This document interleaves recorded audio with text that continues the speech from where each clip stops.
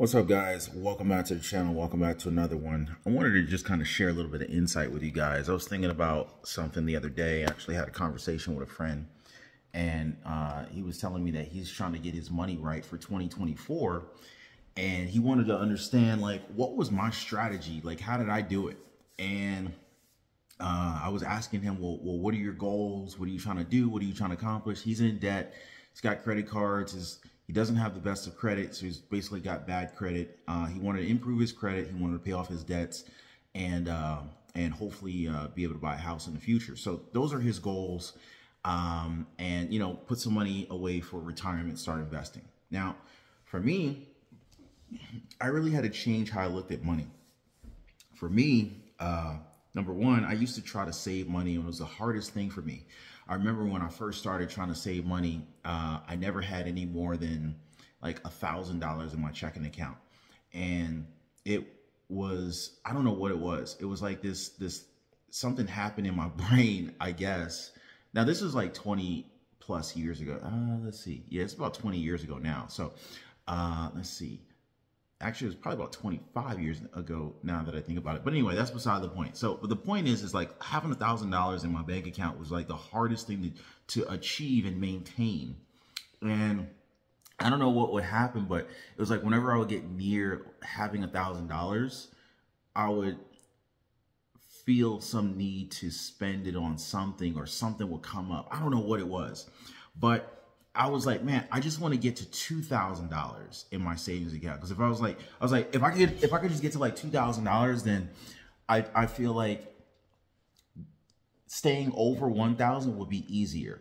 But just maintaining 1,000 was so hard. It was just like, you know, whatever. It was just so hard to do. So anyway, one day I eventually saved $2,000, and I felt like I won. And then I freaking ended up like celebrating, and I brought myself back down to $1,000. And next thing you know, some stuff came up, and I was under $1,000 again. So it was like this, I don't know what it was. But I will say that the thing that really changed my perspective on saving and investing was when I decided to stop saving money and start investing it. Because one of the biggest things for me was, it was always very hard to save money, because usually if I was saving money, I didn't really have a reason for saving it. It was like I was saving money because I heard that you were supposed to save money. And I agreed that having money just stashed away was a good idea, but I'm very focus driven, and I'm very objective focused. So by just having a generic goal of saving money, it just didn't work for me. So what I ended up doing was I was always interested in, you know, passive income and making money grow for me, making money work for me, because that's what I was told was a smart thing to do. And obviously it makes sense. Like, why break your neck and break your back and spend countless hours working if you could somehow figure out a way to make money work for you? So I spent a lot of time reading on investing and stuff like that, and I was pretty good with spreadsheets.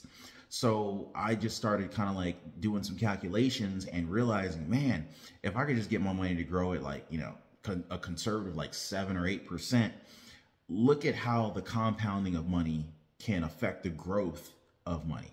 And that was like super entertaining and attractive to me, just to kind of like see that on paper. And so I would put like these spreadsheets together and kind of like mess around and kind of like be like, all right, if I put in like $50 a month at 8%, like how much does that grow? And then I would just keep messing around with how much I will put in versus what my rate of return might be. And I might mess around with 7% versus 12%, but just kind of playing around with the numbers. So anyway, I ended up amping myself up. I was like, man, like if I like hustled and I could put a lot more in, I could get my money growing a lot faster, and then I could not have to invest as much in the future. So that was one thing that really motivated me.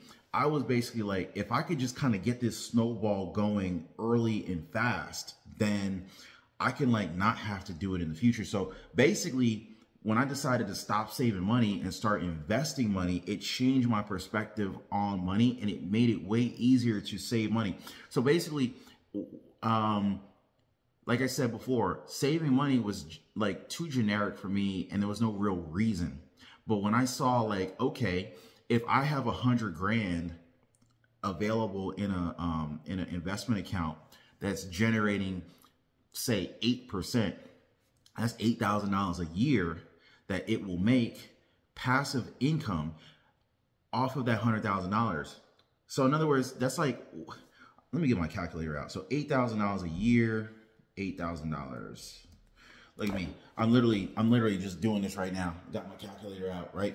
So $8,000 divided by 12 that's $666 per month in passive income once you hit $100,000 if you're generating 8% rate of return, right? So then I was like, all right, that's just year one. But year two, if you have $100,000 in the bank or in the stock market or whatever you're investing in that's going to give you that 8% rate of return, right? That would mean that year two, you're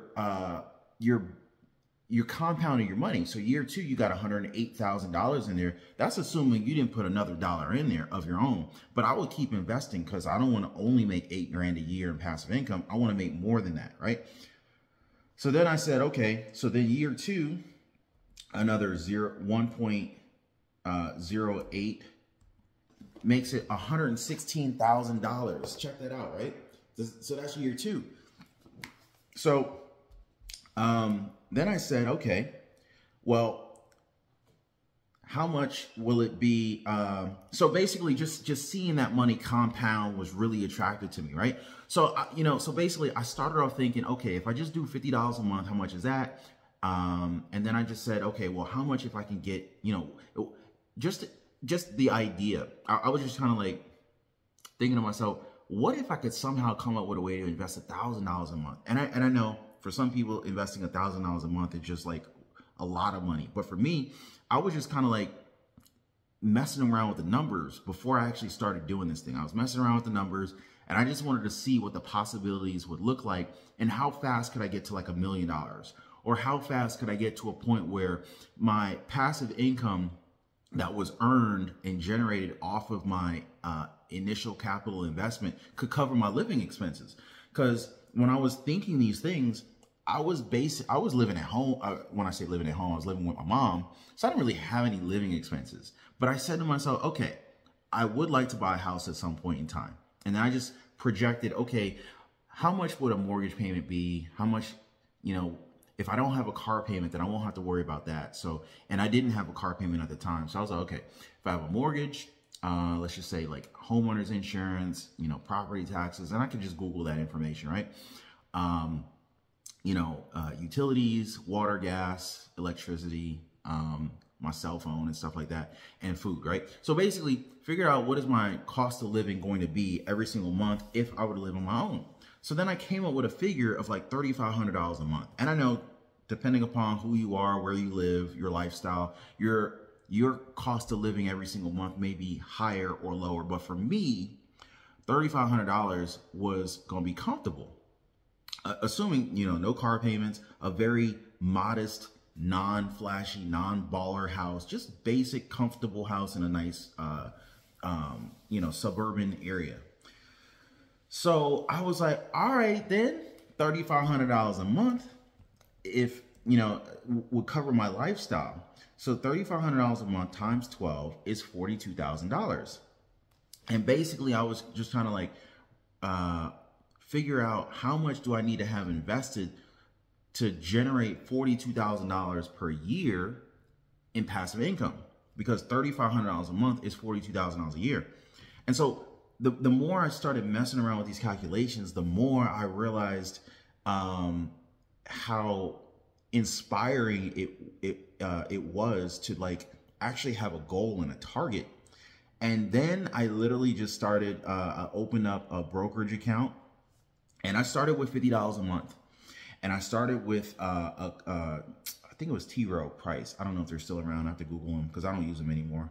I ended up transferring that initial investment balance to another brokerage. But anyway, I started with this company because back in the day, the only options that I was finding were like investments that had like these high minimum starting investment amounts. Like you had to have like $2,000 to start investing, and I didn't have $2,000 to start off with.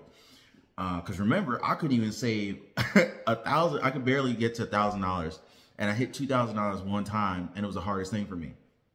So anyway, so I started with this company, and what was cool is they were saying that you had to have $2,000 to start as your initial investment. But if you set up the automatic draft, then they would draft $50 a month minimum out of your checking account into the brokerage account. And that's how I got started.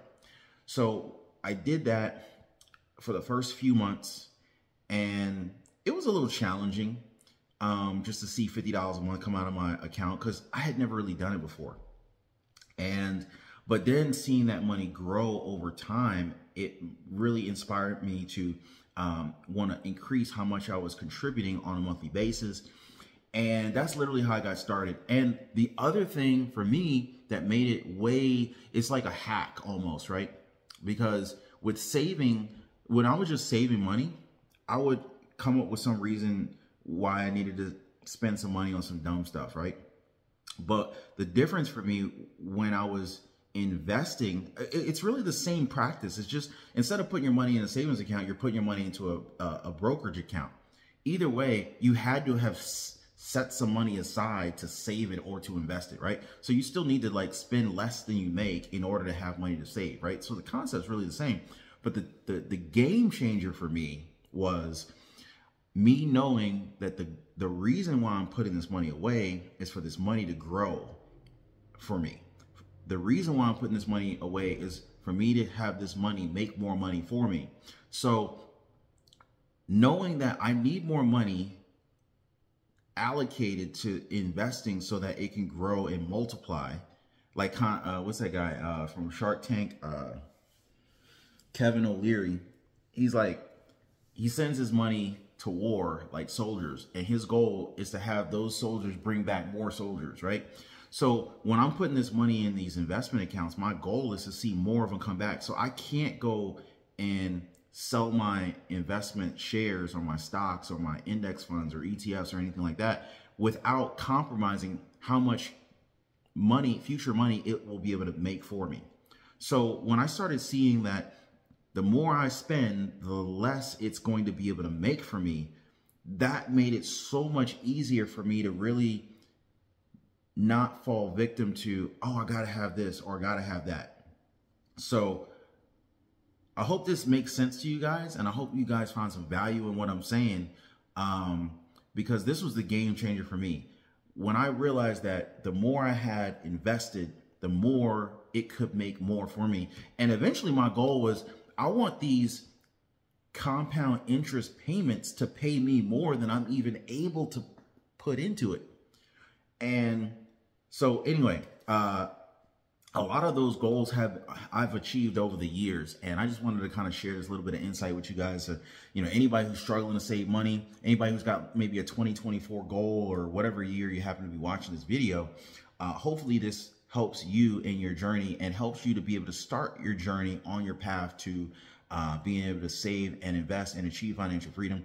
If you got value out of the video, hit the like button, subscribe, share this video with someone who you think could benefit from this, and I'm gonna catch you on the flip side. Later.